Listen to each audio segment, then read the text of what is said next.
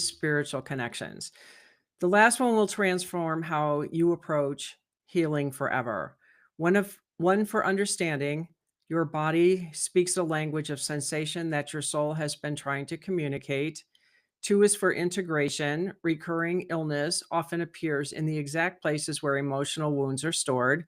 And three is for liberation. When you heal the spiritual root, physical symptoms often disappear naturally.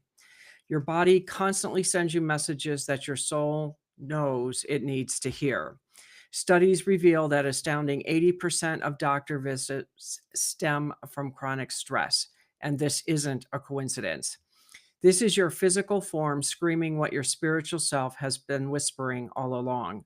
When you ignore emotional pain, it doesn't just vanish. It settles into your tissues, organs, and other systems.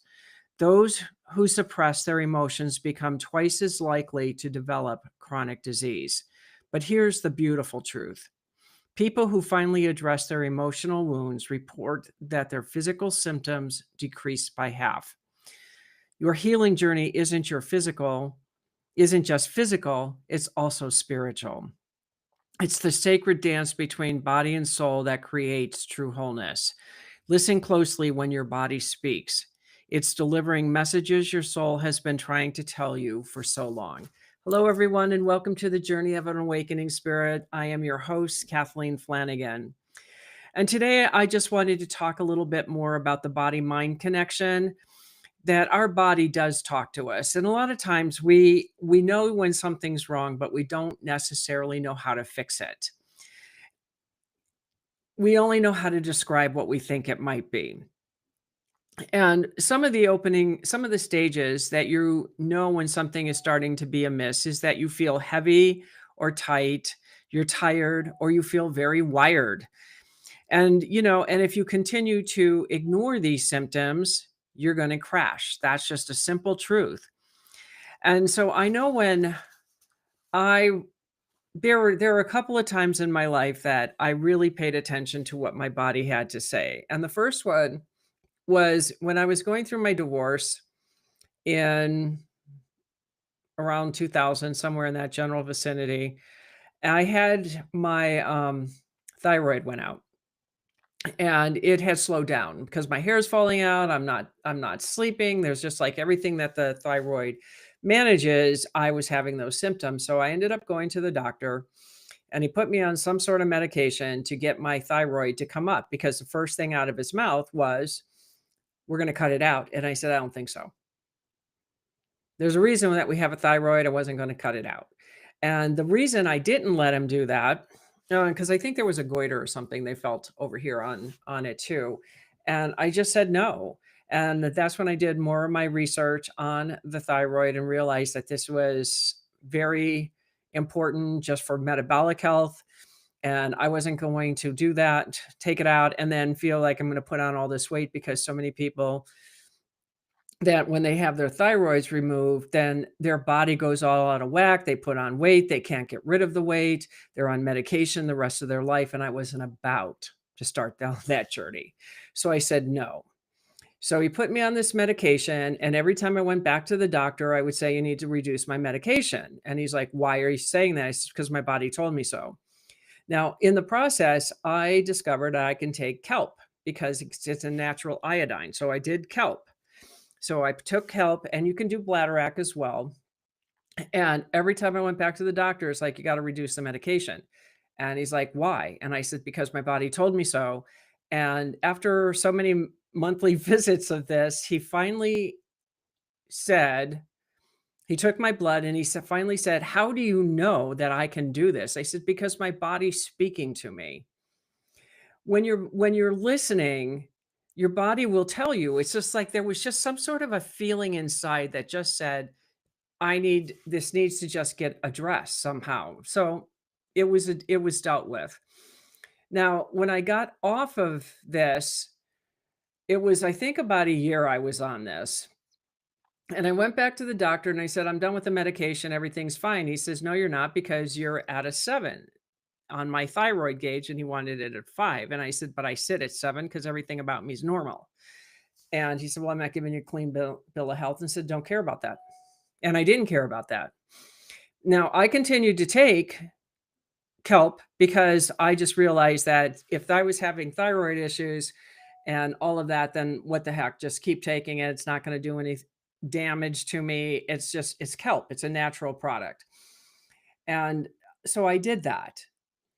And as I kept taking the kelp, whatever this medication was, like on my stomach and abdomen, I started getting all these fissures, and the fissures were really bothering me. And they itched like crazy. And I thought I was diseased and I thought it would never heal because I was like, what the heck was I taking that this was coming out and I was detoxing? Thank God I was detoxing, but it was just blowing my mind away. Now, I don't get sick normally. And I know it's because of how I think and how I do things up here. That's the main thing. I don't play victim. I don't want attention. I think being sick is a waste of time. I know that there's a value of getting sick every now and then because it's a way the body purifies and cleans itself and gets rid of dead cells and everything else. And I get that. And once in a blue moon, I will get sick. Now, I will do everything in my power to prevent that because I will get out the lemon tea and the honey because that just seems to kick it out real fast of whatever I need to do. And it's like my go to. If that doesn't work, I'm down for the count and I know it. And what I tell myself is, you've got 24 hours. I tell my body it can do whatever it wants to do in 24 hours. I will go to bed. I will sleep. I will do whatever I need to do. But you got 24 hours to work through this because I'm not going to do it. And 99.99% of the time, it works because I stopped moving and I kind of assessed my life. I would do whatever I need to do. I would sleep. I'd be miserable and I would be miserable. I gave myself full permission to be miserable. And then the next day I would be weak, but I was able to function, maybe not 100%, but I was better and I was on the mend. And that's all that mattered to me. I don't like being sick. I never have. And I think a lot of it had to contribute to when I was like 6 years old in first grade. I got every childhood disease in the first grade. And I think I only maybe showed up for school maybe 2 months total that whole year. Passed. I don't know how, but I did. And I think it was that I was so bored being sick. And I was always on the couch, and my mother wouldn't let me watch TV, and I wasn't allowed to do anything because I was sick.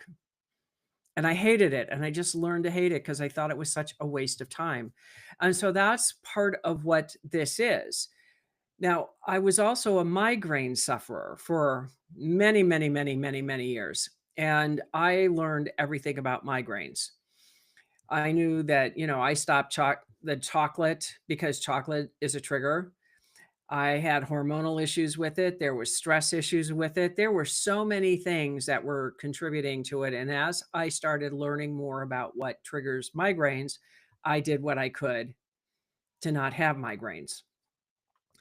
And I remember one day I asked my body, I was in bed, I was in a migraine, I was dying, I was suffering, I was in so much friggin' pain.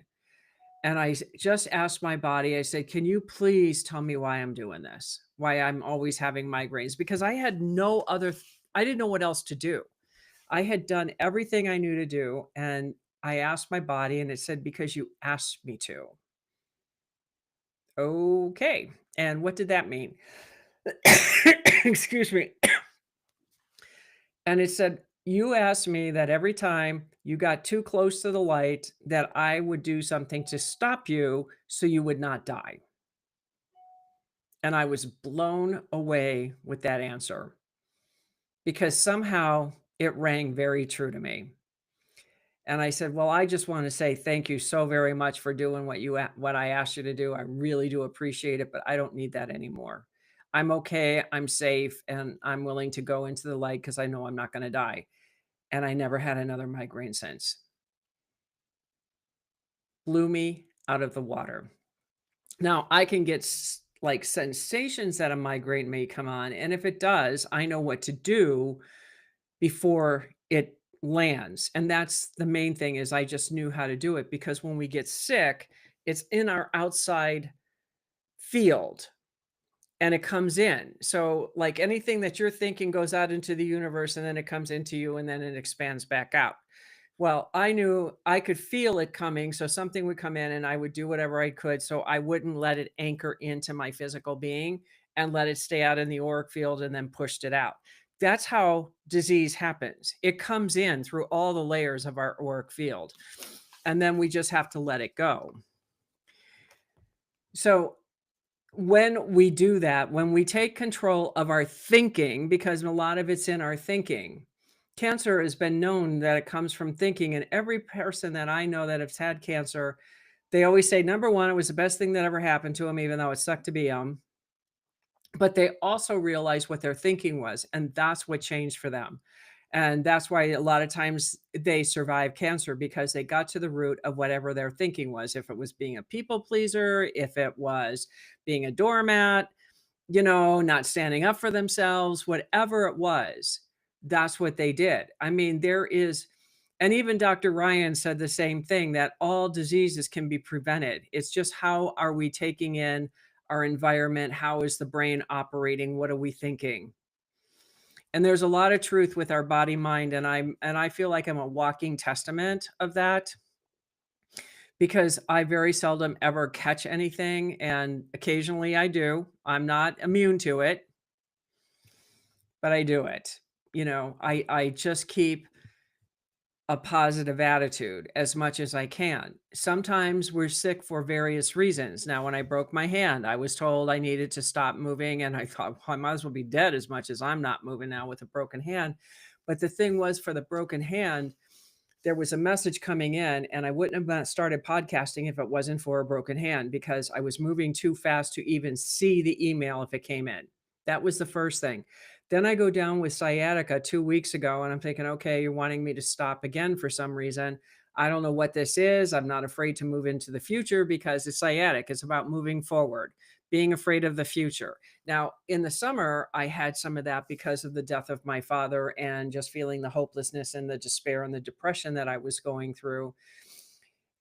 And then I stopped feeling that, but who knows? It could have been partly coming in from that too, and partly not. But what I did discover that when I was laid up for that week, and I mean, I was literally laid up, the only way I could do anything was to lay down. I could not sit at all. And so I did a lot of mundane work, like cleanup work, like the computer and stuff, and really mundane stuff that I didn't want to do. And I probably never would have done had I not been it, but I was so bored that this was the only time to do boring stuff because I didn't have to think.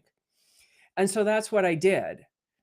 And so when we do things like that, the message showed up because then I got into a class and all of a sudden it was, oh my God, look at this. I have an opportunity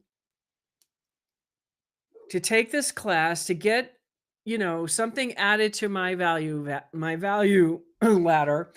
And it was about learning how to market better and doing things better. And then I can help other people with it. And what I saw was like the dots finally connected. I mean, I have been searching and searching and searching to see the dots connect, and I haven't been able to see them connect. And this caused that. And I was like, oh my God, this is amazing. So the things that I have done because of it, my community is now live. It's at school/. I am the light sanctuary. That is my community. It is actually launched. I still have work to do on it. I still have videos to put up, but I do have freebies in there. I have some classes in there. I have various things in there.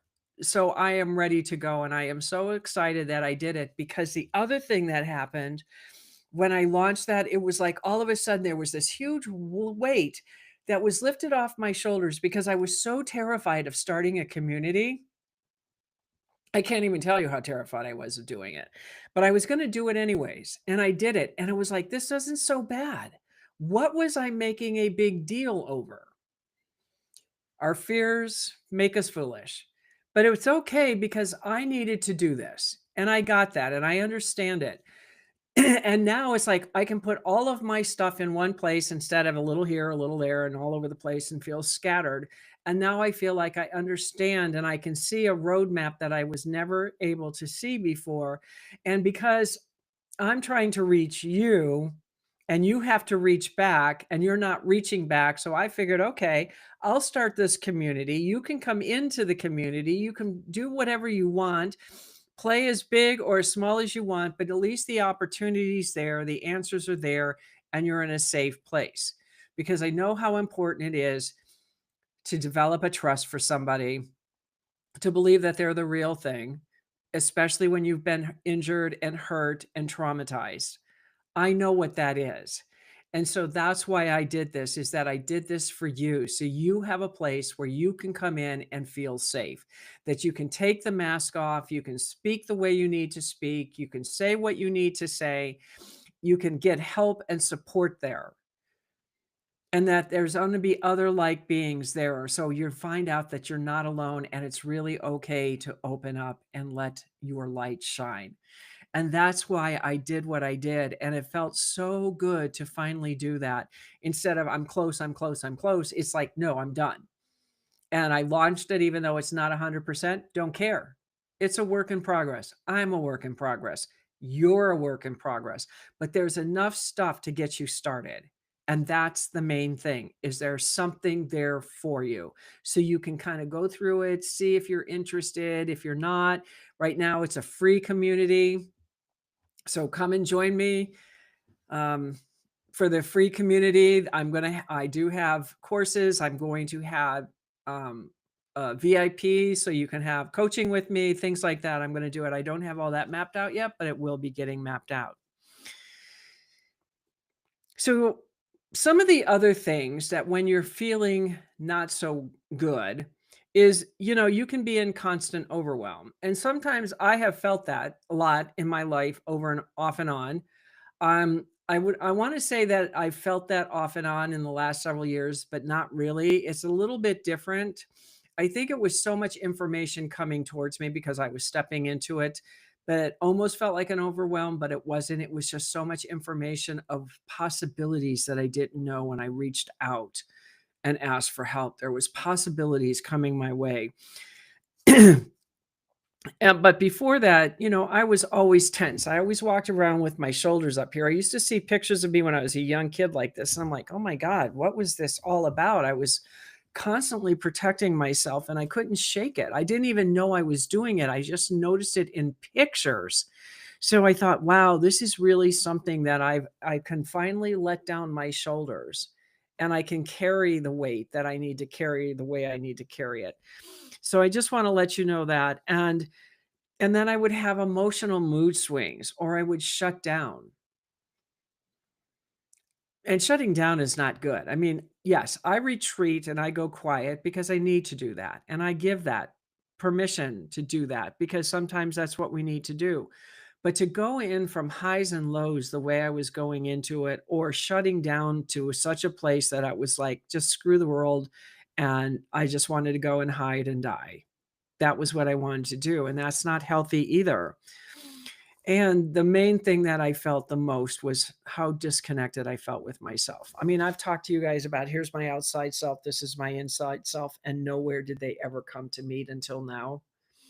I did not know what that roadmap was to get into alignment with myself. So now I have that body, mind, spirit connection. And it feels good to have that, to feel like I'm whole, that I don't have to wear the mask, that I can show up the way I need to show up. I mean, I look at my videos sometimes on here and it's like, "Oh my god, I'm so quirky," and it's like, "Well, that's who you are. It's who you are." It might bother you, but it may not bother them. So, that's what I do. I don't judge myself that way because I think the message is more important than how I show up or what I look like, if I have makeup on or not, that kind of thing. And that's where I go with it. I was also operating out of survival and not intuition. That was another big thing for me, was I felt like all I could do was survive. And the only way I knew how to survive was to have my anger up and keep people away from me, because that was the only way I knew how to protect myself. And as long as I was doing that, then I wasn't listening to my intuition. I wasn't trusting my guidance. I wasn't trusting anything. Now, it took me a while to really start trusting my intuition. Now, I'm very intuitive. I've always known I'm intuitive, but that didn't mean I trusted it. Or if I did, it was very silent. I never told anybody. I just did what I needed to do and kept my mouth shut, because to me, that was safe. because I was all about safety. Everything I did was all around safety. And when I said when my father died and it was like I was no longer looking over my shoulder and it was free to walk about the cabin, I'm not kidding. That's exactly what it felt like. And that's what it felt like. And that's what made this so hard to go through because my identity was in my safety. And I was having an identity crisis. And so that's why that emotional thing was going on. That's why when all those emotions were coming up and people are like, "How you doing?" It's like, well, it's complicated because I didn't know what was happening. I could feel all these emotions swirling around like a tsunami.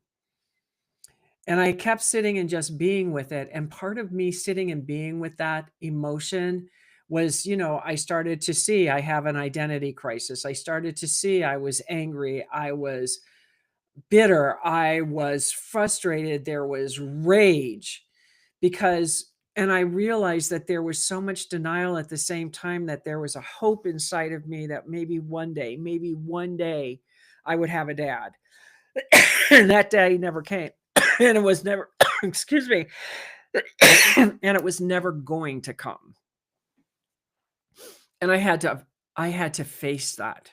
First of all, I had to own it. That was not fun. And then I had to face it, and then I had to feel the pain of what it was like not to have a father, and all the dreams of what if it would have what it would have been like, what would have my life been like had it been that way? Well, it wasn't designed to be that way. But I had to like really honor that little girl inside about what this was. And as I sat with it, and as each emotion of the tsunami came up and came forward, that's when I started healing because I could start seeing it and I embraced it. And it wasn't fun. It wasn't fun. But my intuition kept saying, "You're not crying for the loss of your father, you're crying for your own personal healing." And it was like, and that was a big shift for me, trusting that and believing it. And I did believe it. I truly did believe it. So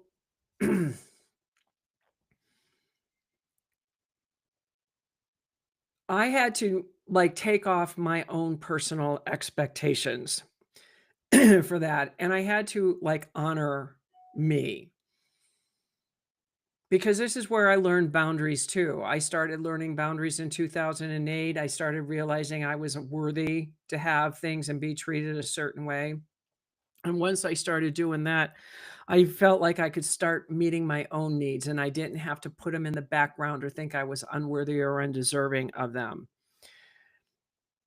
And when I quieted myself down and I started really working and doing a lot of the deep inner work and made sure that my body was okay and I was taking care of it, getting sleep and all of that, that's when I think my intuition really rose up because I was now understanding what was my body, what was in my mind, and what my intuition was. I started to know the difference of the voices. And we don't know that until we stop long enough and listen. So, one way that you can reground to your body's wisdom is to just ground yourself. And whatever that looks like. And for me, when I feel like I'm really flighty, I will just plant my feet on the earth and then I will ask Mother Earth to come in with her so-called hands and grab my ankles and just ground this energy and just push this energy through me. And that's what I do with that. And then I breathe. And you want to take at least 3 breaths, 4 inhales, 4 holds, 4 exhales, about 3 or 4 times, because what's going to get the dopamines going, it's going to get that mood out of you that you might be in. It's going to get rid of a lot of things. It's going to quiet the central nervous system. And then you just listen. Just be in that harmonic space because you're now like in the movement of the earth with your energies and you're vibrating with her and you listen. And sometimes she'll talk at that point. Your voice will talk. Sometimes it won't, but you're just still and take in the stillness because that's where everything is at. And, if you want to know how to start doing this, my alignment guide that I have, that's in the show notes. That's a great way to start, just to do one little baby step or a couple different steps with journaling and meditating and breathing and just giving yourself, even if it's just 5 minutes, that 5 minutes a day is going to change your life, because that's 5 minutes of you time with you. And just be with that, because that's how I started. I mean, I was, this energy was not here when I was younger. I mean, it was 3 steps forward, 2 steps back. And I had to learn all of this. And even though I may have intuitively known it, it didn't mean I understood it. And it didn't make sense to me. And then I was dealing with my own crazy issues in my mind. But I know now, because I walked it, I did it every step of the way. And when I wrote my books, Dancing Souls, I look at those books now and I gave out more information than I ever even imagined I did. When they said this is a manual and my answers are there, they are. Because whatever you're going through, those books will show you what the answer is. I don't know how spirit does it, but they did it. And I was able to channel it through how I was walking through it. So that's what I want you to know, and to just one baby step, make one little change in your life, and it will catapult you to a world that you only dreamed of ever having. I mean, I keep looking at my life going, I had no idea. I dreamt this my whole life, but I didn't know I really could have it. And I'm not done. That's the part. I'm not done yet. And you know what? When I put my head on the pillow for the very last time, I can say I did the best I could. And that's enough. I learned, I grew, I did everything in my power to be the best version of me I could be. I healed as many relationships as I could have healed. I did everything. I'm not going to my grave with regrets. I'm not going to my grave with shame or what if, what if, what if. My relationship with my parents, I spent a lifetime resolving them. So when they died, I was okay up here, because there were too many people in my life that I knew that were so messed up here because they did not resolve their stuff with their parents, and then they died. I wasn't going to be that person. And you don't have to be either. It's not confrontational. There are techniques to do this, to work through this and communicating with people when they're that way. I have, meditation, this amazing meditation that helps you to get through that, to where you can heal those kind of relationships. And I'm just saying that with the holidays coming, I know that a lot of you are going to be in conflict. I used to be that person. I'm not that person anymore. I had Thanksgiving dinner. I was the host. I had great people, great food, great conversation, no drama, no anything. Loved it. I didn't even know if it was possible. I always hoped it would be possible, and it is. Magic's coming back into my life because I'm allowing the magic to come in, and you can have that too. So I want to thank you for joining me today. I really do appreciate it. If there's any value and you know anybody who needs this, feel free to give them the link to this. Check out my community at school.com/I am the light sanctuary. Feel free to join. It's a free community. There's nothing for it's all for you, whatever you want to do. It just gives you that opportunity to have a safe place to come home to. Be around other like-minded people that feel the same as you, and you don't have to feel alone anymore. So I want to thank you for joining me today. I had to re-record this because the first version of this, I don't know what happened to the sound, but it was a mess. So I apologize for the first version, but this one is definitely better. And I will see all of you next Tuesday at 4 p.m. Eastern Standard Time. And from my heart to yours, I hope you have a fabulous